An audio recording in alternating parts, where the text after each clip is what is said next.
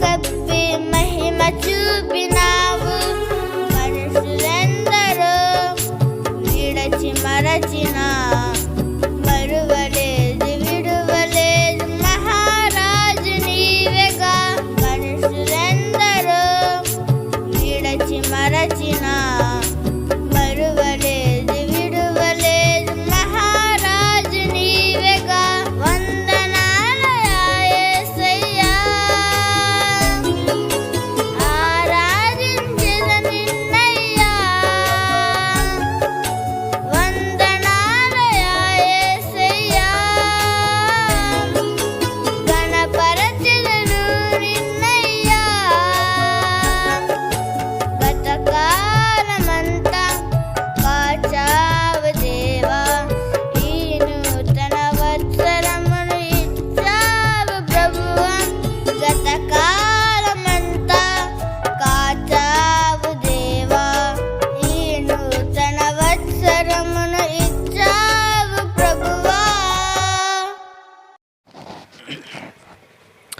ప్రభు అయినటువంటి యేసుక్రీస్తు వారి పరిశుద్ధమైన నామములో తండ్రి అయిన దేవాది దేవునికి నిత్యము స్తుతియు స్తోత్రములు, మహిమయు ఘనతయు ప్రభావములు యుగయుగములు ప్రభునకే చెల్లునుగాక. ఆత్మీయులారా, బాగున్నారు కదా? మరో పర్యాయము మనం ఇలాగున దేవుని వాక్యాన్ని ధ్యానించు భాగ్యము ఆ దేవుడు మనకు అనుగ్రహించున్నారు. దయగలిగిన ఆయన ఆత్మచేత సమభూమి గల దేశమున ప్రభువు మనలందరినీ నడిపించునుగాక. ఆమేన్. నేటి దినాన వాక్య ధ్యానం కొరకైన భాగము ద్వితీయోపదేశకాండము 8వ అధ్యాయం 7వ వచనము. నీ దేవుడైన యెహోవా నిన్ను మంచి దేశంలో ప్రవేశపెట్టును. అది నీటి వాగులను లోయలలో నుండి కొండల నుండి పారు ఊటలను అగాధ జలములను గల దేశము. ప్రార్థన. మహాపరిశుద్ధుడా, ప్రేమగల తండ్రి, కృపగల దేవా, స్తోత్రాలు. వాక్యము మీది వినుచున్న వారందరూ మీ వారు. మీ దాసుడనైన నన్ను పూర్ణముగా మరుగు చేసి దైవస్వరమును వినిపింపచేయమని, రాకడ కొరకు రాజ్యం కొరకు సిద్ధం చేయమని యేసయ్య మహోన్నతమైన నామంలోనికి ప్రార్థించిన మనవులన్నీ పొందియున్నామని నమ్ముచున్నాము మా పరమ తండ్రి. ఆమేన్.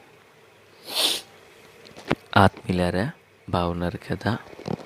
నేటి దినాన మనం నేర్చుకొనుచున్న వాక్య భాగము, వాక్యపంశం కనాను ఎట్టి దేశము.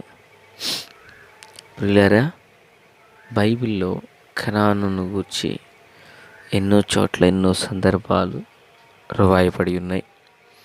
యేసుక్రీస్తు ప్రభుల వారు తన మహిమను వెల్లడిపరచుటకు కానా అనబడిన ఊరిలో అద్భుతమును చేసి తన మహిమను వెల్లడిపరచగా ఆయన శిష్యులు ఆయన యందు విశ్వాసం ఉంచిరని లేఖనం మనం చదివి ఉన్నాం. అయితే అది కానా, మనం చెప్పుకొనుచున్నటువంటిది కనాను. కానా ఊరు వేరు, కనాను దేశము వేరు. అయితే ఈ కనాను దేశానికి ఇశ్రాయేలీలు నడిపించబోటకు దగ్గరగా 40 సంవత్సరాల ప్రయాణం సాగింది. ఈ 40 సంవత్సరాల ప్రయాణం చాలా సుదీర్ఘకాలం ప్రయాణం చేశారు. ప్రియులారా, ఈ అరణ్య యాత్రలో వారు 40 సంవత్సరములు ప్రయాణము చేయుటకు గల ఒక కారణం ఉన్నది. నిజానికి కనాను చాలా సమీపమైన దేశమట, చాలా దగ్గరైన ప్రాంతం. అయితే దేవుడు వీరిని పరిశోధించడం మొదలుపెట్టారు. 2వ వచనం చదువుచున్నాను. మరియు నీవు ఆయన ఆజ్ఞలు గైకొందువో లేదో నిన్ను శోధించి నీ హృదయములో నున్నది తెలుసుకొనుటకు నిన్ను అణచు నిమిత్తమును అరణ్యములో ఈ 40 సంవత్సరములు నీ దేవుడైన యెహోవా నిన్ను నడిపించిన మార్గమంతటిని జ్ఞాపకం చేసుకున్నాము. అంటే 40 సంవత్సరాలు దేవుడు వారిని పరిశోధించడం మొదలుపెట్టారట. ఒకవేళ వారు ఏదైనా ఆజ్ఞలను దాటిపోతారేమో, దైవాజ్ఞకు అవిధేయులవుతారేమోనని దేవుడు వారిని శోధించి పరిశోధనలో నడిపించారు. అయితే పిల్లరా, దేవుడు వారిని పరిశోధించిన మాట వాస్తవమే. కానీ ఈ 40 సంవత్సరాలలో వారికి దేవుడు తోడై ఉన్నారు. ఎంతగా అంటే యెహోవా సెలవిచ్చిన ప్రతి మాట వలన నరులు బ్రతుకుదురని ఆయనకి తెలిసి తన పితరులు ఎన్నడూ ఎరుగనటువంటి శ్రేష్టమైన మన్నాతో దేవుడు వారిని పోషించారట. దేవునికి మహిమ కలుగునుగాక. వారిని దేవుడు పోషించారు. ఎంతగా అంటే వారి పితరులు ఎవ్వరూ తినని శ్రేష్టమైన మన్నాను 40 సంవత్సరాలు వారికి దేవుడు అనుగ్రహించారు. అంత మాత్రమే కాదు పిల్లరా, వారు వేసుకున్న బట్టలు పాతికెళ్ళిపోలేదు. వారు నడిచిన కాలు వాపు రాలేదు. ఇంత అద్భుతంగా దేవుడు వారిని పోషిస్తూ వచ్చారు.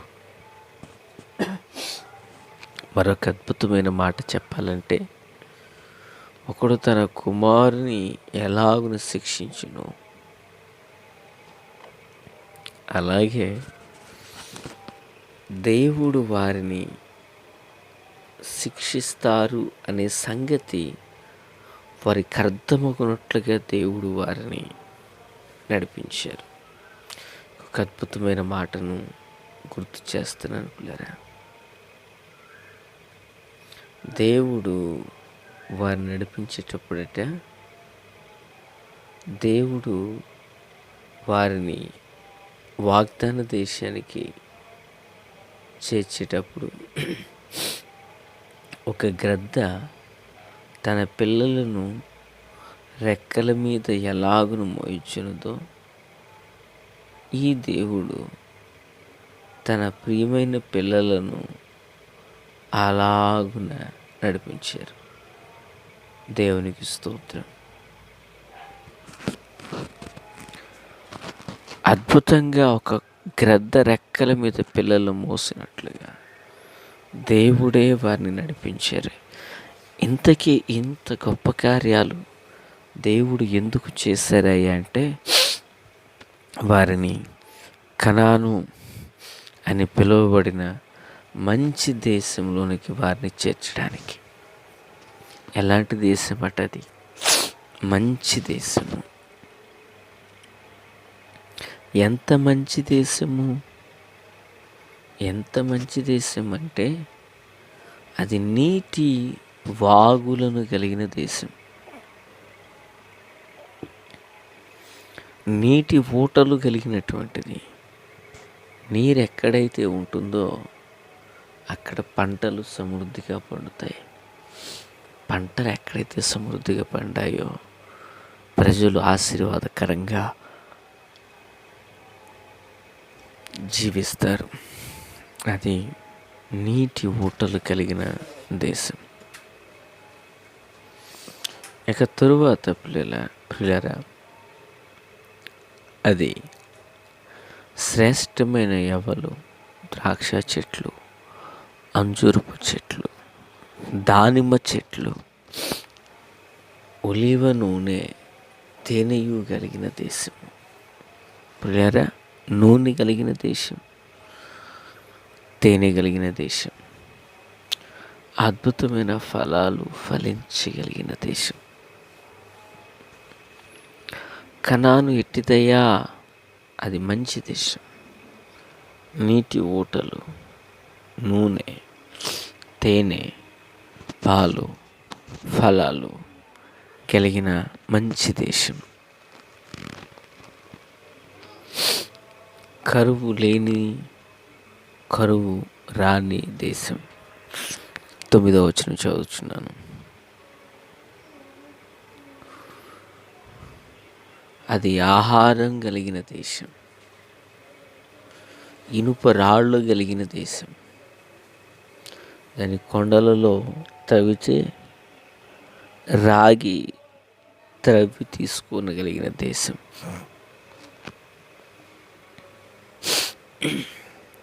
ఇట్టి మంచి దేశాన్ని దేవుడు వారికి ఎందుకు ఇచ్చారంటే, 10వ వచనం, నీవు తిని తృప్తి పొంది నీ దేవుడైన యెహోవా నీకిచ్చుచున్న మంచి దేశమును బట్టి ఆయనను స్తుతించుటకు గాను ఈ దేశాన్ని ప్రభు వారికి ఇచ్చారు.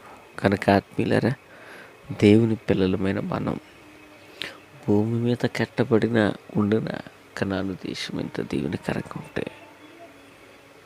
మానవ హస్తకృత్యము కానిదైన పరసంబంధమైన కనాను మనకు ఉంటుంది. ఆ కనానుకై మనం సిద్ధపరచుకుందాం. ప్రభు కృప మనకు తోడై నడిపించునుగాక. ఆమేన్. తండ్రి దేవా స్తోత్రం. వాక్యం అందరి హృదయాల్లో ఫలభరితం చేసి మేలు చేత నింపి నడిపించి మహిమ పొందే కార్యములు సఫలపరచండి. ఆమేన్. Praise the lord.